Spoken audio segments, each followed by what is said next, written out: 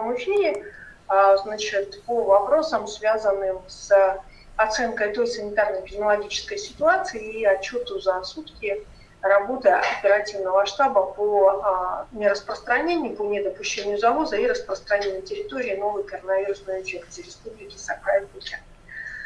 Если исходить из традиционного, с чего мы начинаем, то по состоянию на 8 июня 2020 года на территории республики зарегистрировано 2611 подтвержденных случаев. За сутки выявлено 80 новых случаев новой коронавирусной инфекции, в том числе город Якутск 69, Намский Улус 1, Алданский 5, Горный 1, Видно-Кангаласский 4. Оценивая состояние вирусов республики, необходимо обратить внимание на следующие позиции. Прежде всего, конечно же, сегодня в поле нашего внимания остается Намский Улус, в котором непосредственно в одном из населенных пунктов у нас введен режим карантина. Как, соответственно, значит, у нас осуществляется дальше продолжение медицинской помощи, так и карантинные мероприятия на территории одного из наследов Намского Улуса, так и, соответственно, значит, уже происходит у нас и выздоровление. Необходимо обратить внимание, что за выходные, к сожалению, все-таки произошло распространение вируса еще по большему количеству населенных пунктов наследов Намского Улуса.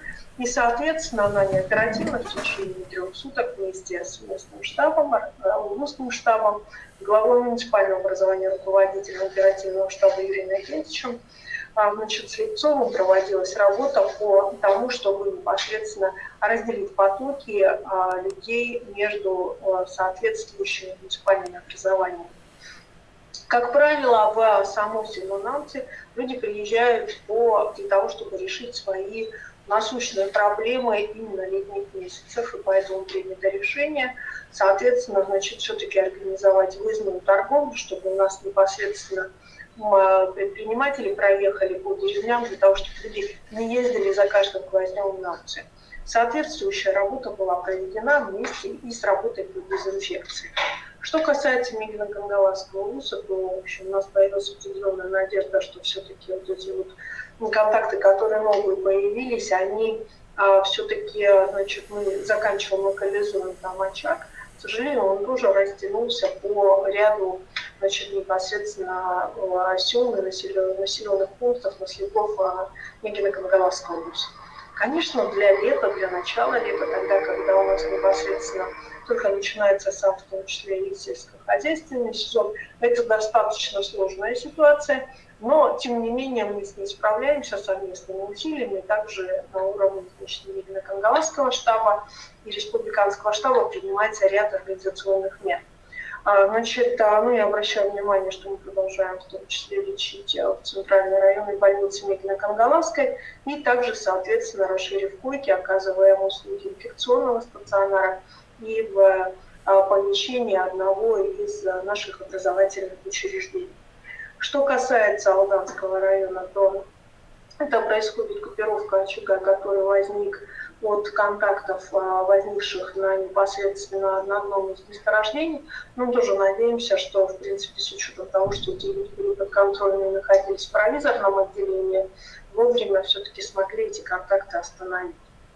Я бы хотела обратить внимание, перед тем, как перейти к городу Якутску, на Амгинский Улус сегодня, то, значит, сегодня в Амгинском Улусе у нас зафиксирован завозной случай новой коронавирусной инфекции. Ну, необходимо четкое подтверждение его, и поэтому, соответственно, значит, сегодня определяется контактная круг лиц, и, соответственно, я думаю, что это не остановит стройку и выполнение федеральной программы, значит, по строительству у нас жилья. И, кроме того, к сожалению, у нас появился новый случай, значит, в Горном Улусе. Ну, в принципе, такой случай в большей степени возникший по бытовым условиям, потому что люди приезжают из Якутска в Горный по личным вопросам, в общем-то, ведут свой традиционный, обычный образ жизни, но вот иногда возникают ситуации, при которых они являются людьми, которые завозят инфекцию в тот же Бердыгестян. Вот такова ситуация в целом по улусному раскладу. Но необходимо обратить внимание на то, что Министерство здравоохранения Республики республике работает сегодня как в пределах инфекционного стационара, так и в пределах амбулаторного лечения. Соответственно, с выздоровлением за сутки выписалось 38 человек. При этом выписываем как из стационаров, так и из поликлиник. У нас сегодня в отделениях реанимации находится около 22 человек. Почему я так называю, позволила себе такую фразу, потому что, в принципе, в течение дня у кого-то может улучшаться состояние. Но это было состояние на утро. Тяжелые больные у нас есть в Мирнинском и гинекологических больницах, и, соответственно, и в наших республиканской клинической больнице и его подразделениях, которые оказывают у нас инфекционные услуги. Отдельно я бы хотела обратить внимание на Мирнинский район, потому что вчера мы достаточно детально совместно с оперативным штабом Мирнинского района усилили работу на Мирном для того, чтобы локализовать очаги, которые возникли в гостинице «Азимут», в том числе вышедшие на местное население, очаг, который у нас возник среди тех, кто осуществляет торговлю на рынке, и, к сожалению, очаг, который возник в одном из социальных учреждений. Но я думаю, что сегодня приняты все меры. С нашей стороны, со стороны республики осуществлена соответствующая такая подготовка и усиление работы оперативного штаба. Сегодня это тот из оперативных штабов, который непосредственно работает в таком более усиленном режиме. В не менее усиленном режиме у нас работает сегодня штаб в Алиевском УИСе, потому что ситуация сама по себе на настоящий момент мы не видим ее распространения, но насколько окончательная блокировка, сказать достаточно сложно. Необходим комплекс мер дезинфекции и санитарной обработки по Людмилскому УИСу, потому что само по себе расположение населенных пунктов Алёпинска рядом друг от друга уже дают нам, наше определенное опасение, но алгоритмы уже отработаны в данном направлении у нас уже есть. Что касается города Якутска, необходимо обратить внимание, что по городу Якутска у нас продолжаются, появляться эти очаги, которые связаны, такие условно я их называю очагами, появляются контакты, которые отходят от разного рода корпоративных, семейных очагов, и, соответственно, как факт, сегодня появляются соответствующие у нас больные в городе Якутске. Необходимо также обратить внимание, что, например, у нас в Чурапчинском УИСе есть свои улучшения. Выписан наш первый больной. Как вы помните, это молодой человек, который у нас пришел из вооруженных сил, наконец-то дошел до дома. Его вчера уже встретили дома. Соответственно, к сожалению, в больнице Чурапчин у нас сегодня появилась целая семья от дедушки до маленького ребенка, который также, в общем-то, четко и профессионально наши врачи оказывают услуги. Я бы сегодня хотела обратить внимание на то состояние, в котором мы сегодня, в общем-то, конечно же, нужно сказать, что система здравоохранения сегодня справляется с той нагрузкой, которая на нее выпала. Но я хочу обратиться ко всем с той позиции, что сегодня все-таки врачи уже без выхода работают третий месяц. А это говорит, и вы прекрасно понимаете, что это работа врачей тогда, когда врачи без выхода домой. Отработав 2 недели, потом 2 недели живут в гостинице, потом обратно возвращаются непосредственно на работу, им действительно очень тяжело. И поэтому каждый раз тогда, когда вы непосредственно увеличиваете свой круг контактов, или же непосредственно надеваете маску, не соблюдайте те или иные санитарные нормы. Просто вспоминайте иногда о тех людях, которые уже 3 месяца не выходят домой. Они живут и работать ради того, чтобы непосредственно наше с вами здоровье сохранить. Поэтому еще раз, конечно же, призываю к соблюдению норм, связанных с санитарно-эпидемиологическим режимом в нашей республике. Сегодня, конечно же, для нас острым становится вопрос, и он поставлен на учете главы Республики Саха-Якутия, поставлен под полный контроль Министерства образования Республики. Это проведение нашего единого государственного экзамена тех детей, которые пожелали это делать. Мы со своей стороны уже медицинскую часть и санитарную часть обеспечиваем посредством, во-первых, предъявления соответствующих требований. И сегодня принимаем решение о том, как у нас будут сдавать дети, которые могут оказаться как в зоне риска, они могут у нас оказаться и в больнице, и оказаться контактными, для того, чтобы все-таки обезопасить всех остальных ребятишек. Нужно сказать, что с 1 июня в республике начался дистанционный отдых детей, и решение об открытии отдыха уже полного и полноценного с 1 июля будет решаться в зависимости от тех условий, которые санитарно-эпидемиологические есть в том или ином улице.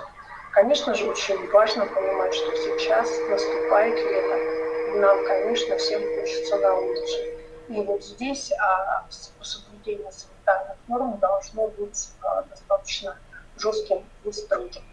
На что еще я бы хотела обратить внимание? Мы сегодня на штабе обсудили вопрос, насколько являются эффективными меры по дезинфекции и санитарной обработке, и, соответственно, высказали свою позицию о том, что, соответственно, за субботу-воскресенье опять происходит и санитарная обработка, и дезинфекция. На настоящий момент осуществляется анализ и оценка этих действий, исходя из недельного результата, и, соответственно, в последующем, я думаю, что будет определено, будут ли такие дни продолжаться. Вообще, сегодня Маргарита Игнатьева, главный санитарный врач республики, достаточно четко напомнила всем о том, что в любом случае один санитарный день у всех должен быть. И если бы он был един по всей республике или хотя бы по столице нашего города, наверное, так было бы значительно всем удобнее. Это не обычная санитарная обработка, это все-таки санитарная обработка с усиленными средствами и возможностями. Но нужно сказать, что самообработку без указа главы у нас провели очень многие улусы и районы республики. Я думаю, что такова у нас ситуация на настоящий момент. Готова ответить на ваши вопросы.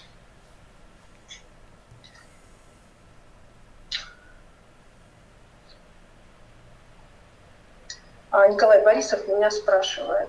Ольга Валерьевна, убежала куда-то сообщение твое. Ольга Валерьевна, касательно детей, некоторые санатории курорты России начали прием граждан. Чтобы их посетить, нужны справки об отсутствии ковида. Со взрослыми выдали непонятно. Однако возник неожиданный вопрос касательно таких справок для детей. Есть ли различия справки, есть ли какой-то определенный образец? Николай, однозначно, ни образца, ни различия справки нет. Это обычная справка, есть ковид или нет ковида. Пока мы еще не видели каких-либо требований в данной ситуации, но наша система здравоохранения тоже начинает готовиться к тому, чтобы провести тест и на определенный период, на дату проведения теста сказать, что в данной ситуации ковида нет. Где для детей его можно взять? Для детей вы его нигде не возьмете, пока дети не пройдут соответствующий тест. Еще раз обращаю ваше внимание, мы пока не определяясь с этим вопросом. Если он есть, то я думаю, что мы централизованно определим место, где подобного рода тестирование проведем. Матрена Кондратьевна меня спрашивает, здравствуйте, ожидаются ли послабления после 14 июня? Я думаю, что давайте доживем до завтрашнего дня. Ситуация, она такова.